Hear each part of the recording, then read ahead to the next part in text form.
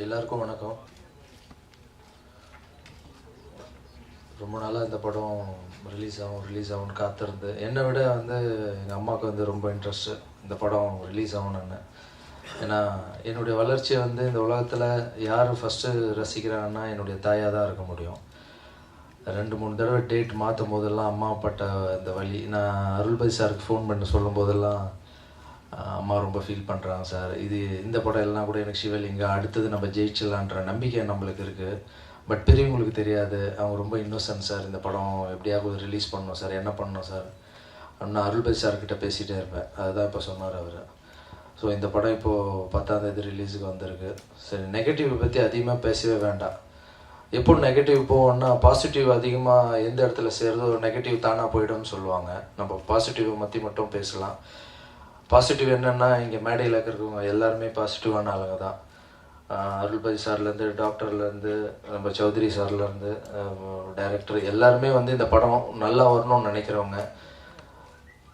இந்த படத்துக்காக நிறைய கஷ்டப்பட்டுருக்காங்க. அவங்களுக்கு எந்த ஆதாயமும் இல்லை. அருள்பதி சாருக்கெல்லாம் இவ்வளோ கஷ்டப்பட தேவையில்லை.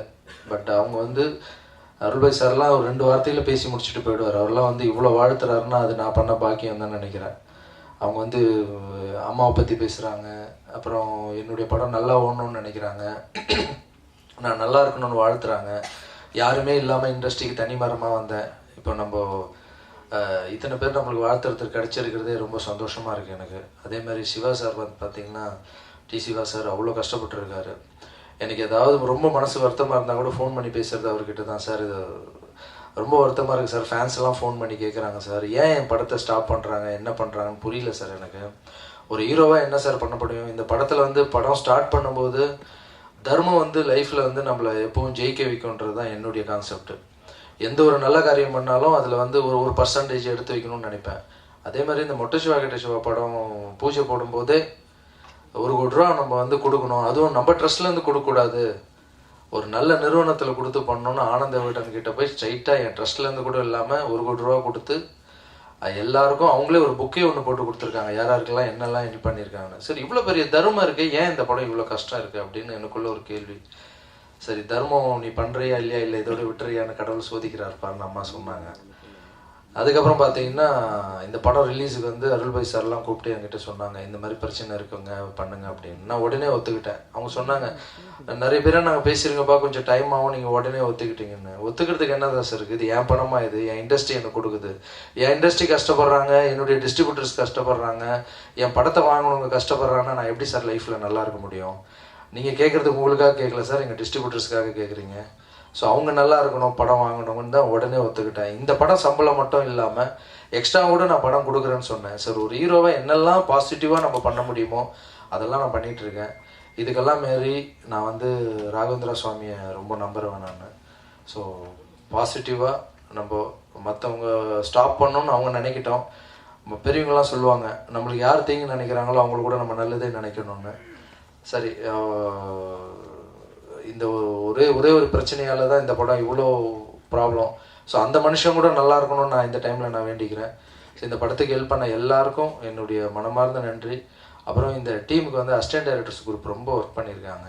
ஏன்னா ஒரு 6 மாதமாக சம்பளமே இல்லாமல் அவங்க ரொம்ப கஷ்டப்பட்டுட்ருக்காங்க. அவங்களுக்கும் என்னுடைய நன்றியை தெரிவிச்சுக்கிறேன். கண்டிப்பாக யாராருக்கும் நான் உதவி செஞ்சிட்ருக்கேன், அவங்களுக்கும் கண்டிப்பாக நான் உதவி செய்வேன்னு இந்த ஸ்டேஜில் இந்த படம் ரிலீஸ் ஆனோன்னு கூப்பிட்டு கண்டிப்பாக நான் பண்ணுவேன் நான். இதெல்லாம் விட இப்போ பார்த்தீங்கன்னா நான் மனசில் நினச்சிருந்தேன், இந்த படம் ரிலீஸ் ஆச்சுன்னா இந்த தர்மத்தை இதோட ஸ்டாப் பண்ணக்கூடாது, அடுத்தது இன்னும் நிறைய விஷயங்கள்லாம் நம்ம பண்ணணும். மொட்டை சிவா கிட்ட சிவாவுக்கு ஒரு ஹெல்ப் பண்ணணும், சிவலிங்காவுக்கு நம்ம எதுவுமே ஹெல்ப் பண்ணவே இல்லையே, அதுலேருந்து அந்த படத்துலேருந்து ஏதாவது பண்ணணும்னு நான் நினச்சிட்டு இருந்தேன். இப்போ பார்த்தீங்கன்னா விவசாயிங்க நிறைய பேர் இறந்துட்டுருக்காங்க. தினமும் ஒரு வீட்டில் ஒரு விவசாயி இறக்குறாங்க. அது நீங்கள் பார்த்தீங்கன்னா டெய்லி நியூஸாகவே வந்துட்டுருக்கு. அந்த நியூஸ் பார்த்தீங்கன்னா இதுக்கு முன்னாடிலாம் கூட நம்ம படிச்சிருப்போம். எனக்கு அது வந்து கனெக்ட் ஆகலை எனக்கு.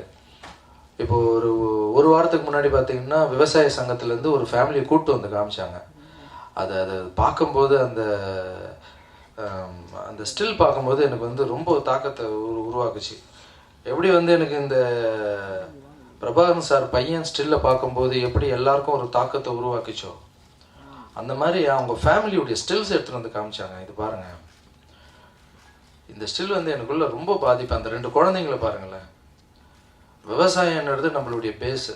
அது இல்லைன்னா நம்மளால் ஒன்றுமே பண்ண முடியாது. அவங்க சேத்துல கால் வச்சா தான் நம்ம சோத்துல கையை வைக்க முடியும். ஸோ அப்படியேப்பட்ட குடும்பம் வந்து இந்த ஃபோட்டோ பார்த்ததுலேருந்து எனக்கு மனசே சரியில்லைங்க. ஒரு 3 லட்ச ரூபா கொடுத்து அனுப்பிட்டேன் நான். அதுவும் நான் கொடுக்கல, எங்கள் ஸ்டூடெண்ட்ஸ் கிட்ட கொடுத்து கொடுங்கப்பா அப்படின்னு. பட் அப்போதுலேருந்தே எனக்கு ஒரு வலி. அதுக்கப்புறம் அதுக்கு சம்மந்தப்பட்டவங்க வந்து நாளைக்கு ப்ரெஸ் மீட் ஒன்று வச்சுருக்கேன். அதுக்கு சம்மந்தப்பட்டவங்க வராங்க, ஒரு 10 குடும்பம் வராங்க. ஸோ இந்த அம்மா ஓகே, இந்த பக்கத்தில் இருக்க குழந்தைங்கள பாருங்களேன், அவங்க எங்கே படிப்பாங்க?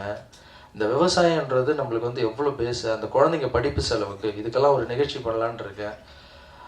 அதுக்கப்புறம் ஃபண்டு லாரன்ஸ் சேரிட்டபிள் ட்ரஸ்ட் மூலிமா ஃபண்டு கலெக்ட் பண்ணலான் இருக்கேன்.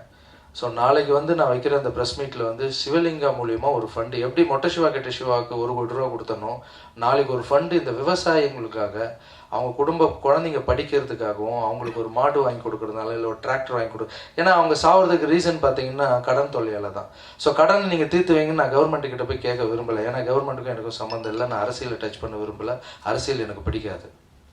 என்னால் முடிஞ்ச உதவி, எங்களால் ஸ்டூடெண்ட்ஸால் முடிஞ்ச உதவி, மக்களால் முடிஞ்ச உதவி, அப்புறம் நம்ம ப்ரொடியூசர்ஸ், எனக்கு தெரிஞ்ச ஃப்ரெண்ட்ஸுங்க எல்லாருக்கிட்டையும் கேட்டு ஃபண்டு கலெக்ட் பண்ணி உதவி செய்யலான் இருக்கேன். நாளைக்கு அதோடைய ப்ரெஸ் மீட் வச்சுருக்கேன். நீங்கள் வாங்க. நாளைக்கு எவ்வளோ நான் கொடுக்க போகிறேன், என்ன இது பண்ணலான்னு சொல்லி பிளான் பண்ண போகிறேன். ஸோ இந்த இடத்துல நான் ஏன் சொல்கிறேன்னா, இந்த மொட்டை சிவா கெட்ட சிவா என்னை ரொம்ப ரொம்ப பாதிச்சு இருந்தது. இந்த சந்தோஷமாக இந்த படம் ரிலீஸ் ஆகும்போது ஒரு நல்ல விஷயம் பண்ணணும்னு ஆசைப்பட்றேன். அதால் இந்த ஸ்டில்ல தான் வந்து நான் தமிழ்நாடு ஃபுல்லாக போஸ்ட் ஓட்ட போகிறேன். நிஜமாக இந்த வழி எல்லாருக்கும் தெரியணும். ஒவ்வொரு வீட்லேயும் ஒரு குடும்பம் வந்து இறந்துட்டுருக்கு. நம்ம ரத்தங்கள் இப்போ விவசாயின்னு பார்த்தோன்னா நம்மளுடைய சொந்தங்கள் இறந்துட்டுருக்கு.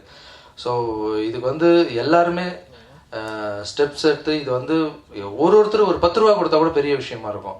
ஸோ அதால் நாளையிலேருந்து இந்த ஒரு விவசாயிகளுக்காக இறங்கி பண்ணலான் இருக்கோம். ஸோ நாளைக்கு நான் எவ்வளோ நான் அதை அனௌன்ஸ் பண்ணுறேன். இந்த படம் ரிலீஸ் ஆனால் இந்த படம் வந்து பெரிய ஹிட் ஆகணும். இது வந்து யாருக்காகவே இல்லை, எங்கள் அம்மாக்காகவே இது பெரிய ஹிட் ஆகணும்னு நான் வணங்குற ராகவேந்திர சாமி வேண்டிக்கிறேன். உங்களை எல்லாரையும் சந்திச்சதில் ரொம்ப ரொம்ப சந்தோஷம். Thank you very much.